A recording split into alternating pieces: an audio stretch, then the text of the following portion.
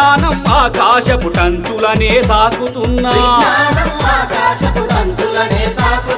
అంధకార పాతాళానికెందుకు దిగజారుడన్నా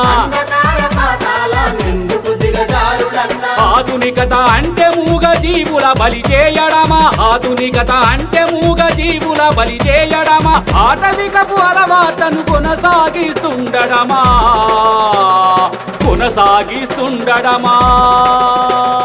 మహాకరుణ యాత్ర ఇది మహాకరుణ యాత్ర జీవులపై చైతన్యం కలిగించే యాత్ర